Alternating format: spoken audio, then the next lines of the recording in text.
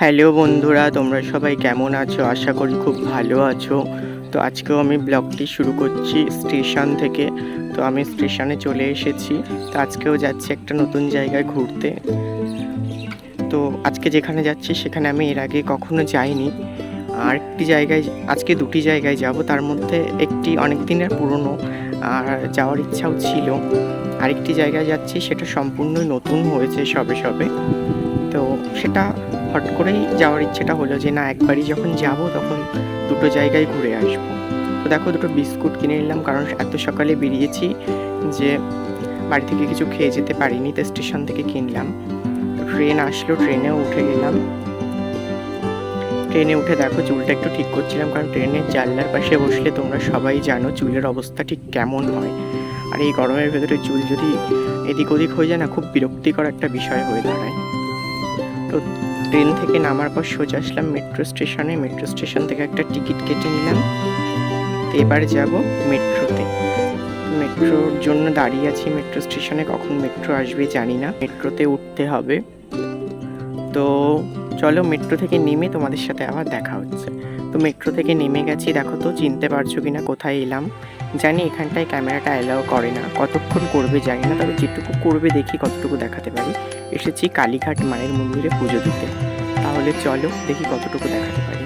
মনে রে কৃষিকাজ জানো না, মনে রে কৃষিকাজ জানো না,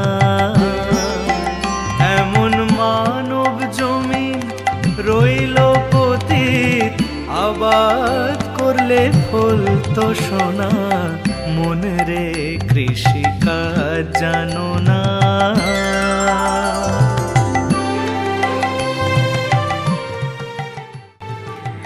কালীঘাট মন্দিরটা দেখো আগে থেকে অনেকটা সুন্দর করেছে। কালীঘাট মন্দিরের সাইডে দেয়াল তুলে সেখানে বাংলার ঐতিহ্যবাহী পোড়ামাটির কাজ এখানে তুলে ধরেছে। খুবই ভালো লাগলো দেখে। আর এই মন্দিরের চূড়াটা পুরো সোনা দিয়ে বাঁধানো হয়েছে, তো সেটুকু আমি দেখাতে পারছি না ভালোভাবে। তো এই কালীঘাট মন্দির আমাদের 51 সতীপীঠের ভিতরে একটি। এই কালীঘাট মন্দির সম্পর্কে আমরা অনেক পৌরাণিক পুঁথিতে বা অনেক পৌরাণিক কাহিনীতে জানি এই কালীঘাট মন্দির ছিল ঘন জঙ্গল বা ঘন অরণ্যের ভেতরে। এখানে দেবী সতীর একটি দেহখণ্ড পড়েছিল। তো দেখো, একসময় সেই ঘন জঙ্গলের ভেতরের কালীঘাট মন্দির আজ বহু মানুষের সমাগমে পরিপূর্ণ হয়েছে। আগে এখানে বহু তন্ত্র সাধকরা সাধনা করত, ছিল ভয়ঙ্কর ডাকাতের দল। কিন্তু এখন দেখে বোঝাই যায় না এই কালীঘাট মন্দির কত ইতিহাসের সাক্ষী। তো কালীঘাট মন্দির থেকে পুজোতে বেরিয়ে পড়েছি। তো বেরোনোর পরে তোমাদের প্রথমেই বলেছি যে আমি বিস্কুট কিনেছিলাম, কিন্তু সেটা ট্রেনের ভেতরে খাওয়া হয়নি। ট্রেনের ভেতর শরীরটা আমার খুব খারাপ লাগছিল, তো আর খেয়ে উঠতে পারিনি, তাই এখানে দাঁড়িয়ে দাঁড়িয়ে খেলাম। তো এবার আমরা কোথায় যাব চলো। দেখো, এখানে আবার একটা মেট্রোর টিকিট কেটে নিলাম। টিকিটটা দেখে নিশ্চয়ই তোমরা বুঝতে পেরেছো, এই টিকিটটা অনেকে দেখেছো। তাও আর একবার আমি তোমাদেরকে দেখিয়ে দিচ্ছি, দেখো। তো চলো কোথায় যাচ্ছি। আর যাই হোক, আমি এখন আসছি স্প্ল্যানেড। নিশ্চয়ই এবার বুঝতে পেরেছো আমি কোথায় যাচ্ছি।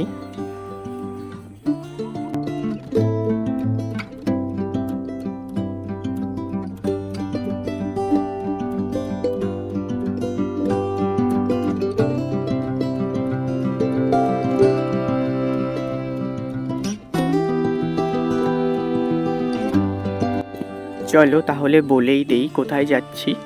আমি যাচ্ছি গ্রিন লাইন, অর্থাৎ আমাদের কলকাতার গঙ্গার নিচ থেকে যে মেট্রো চালু হয়েছে কিছুদিন আগে থেকে, তো সেই মেট্রোতে উঠবো। আমি কোনোদিন ভেবে উঠতে পারিনি যে আমি কখনো গঙ্গার নিচ থেকে যে মেট্রো চালু হয়েছে ওখানে এত তাড়াতাড়ি যাব।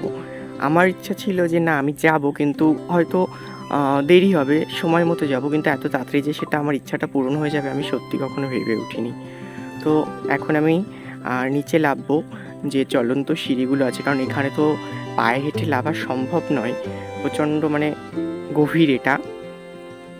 তো দেখো, পেন্টিংগুলো জাস্ট অসাধারণ। এখানে বিভিন্ন দেয়ালে কলকাতার বিভিন্ন ঐতিহ্যবাহী জিনিসগুলোকে তুলে ধরা হয়েছে।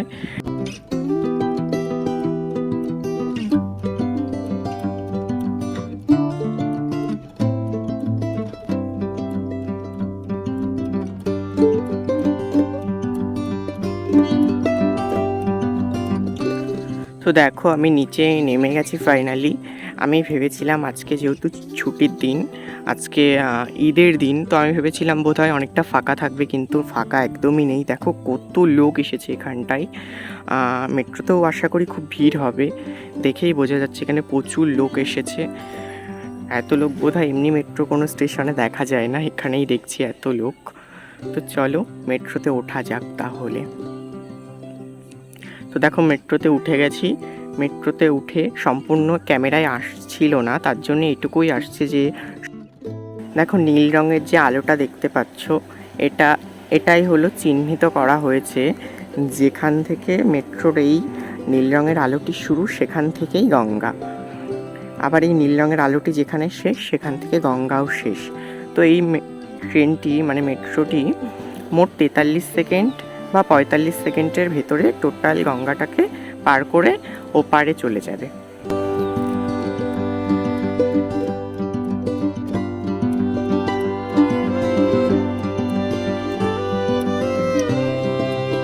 তো মেট্রো থেকে হাওড়া ময়দান নেমে গেছি। নামার পরে কিছুক্ষণ ঘুরেছি, ঘোরার পরে খাওয়া দাওয়া করেছি।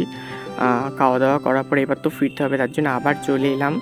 আবার একইভাবে এখান থেকে যাব, যেহেতু বাসে করে আর গেলাম না, ভাবলাম মেট্রো করে যখন একবার এলাম আবার মেট্রো করেই যাওয়া যাবে। তো তার জন্য আবার চলে এসেছি মেট্রো স্টেশনে, মানে হাওড়া ময়দান স্টেশনে। তো এখানে দেখো যে গঙ্গার নিচ থেকে যে মেট্রোটা হয়েছে তার সম্পূর্ণ যে ডিজাইন বা নকশাটা এখানে দেওয়া আছে। কতটুকু দেখাতে পারছি বলতে পারবো না, তবে এখানে সত্যি সুন্দরভাবে দেওয়া আছে। তো চলো এবার মেট্রোর দিকে যাওয়া যাক। চলে এসেছি মেট্রোর ভেতর, দেখতে পাচ্ছ। তো চলো দেখো যাচ্ছে, এবার আমরা গঙ্গার নিচে প্রবেশ করব। নীল লাইটটি আসলেই বোঝা যাবে আমি গঙ্গার নিচে চলে গেছি। দেখো গঙ্গা কিন্তু এখান থেকে স্টার্ট হয়ে গেছে। Next station is Mahakaran. अगला स्टेशन महाकरण।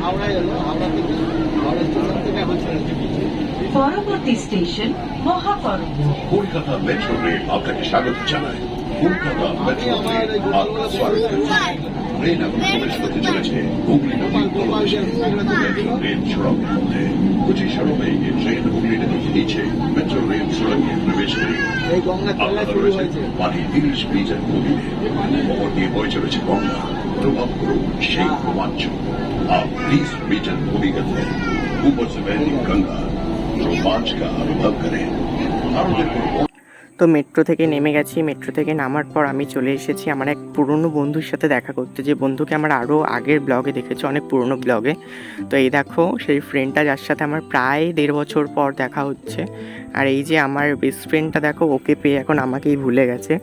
এই জন্য বোধহয় বলে, মানে বন্ধুগুলো অন্য বন্ধুকে পেলে সবসময় কাছের বন্ধুগুলোকে ভুলে যায়।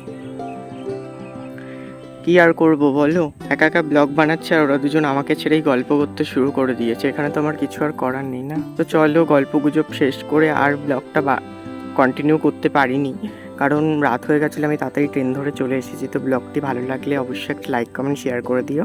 আজকে ব্লগটা এখানেই শেষ করছি। সবাই ভালো থাকবেন, সুস্থ থাকবেন, সাবধানে থাকবেন।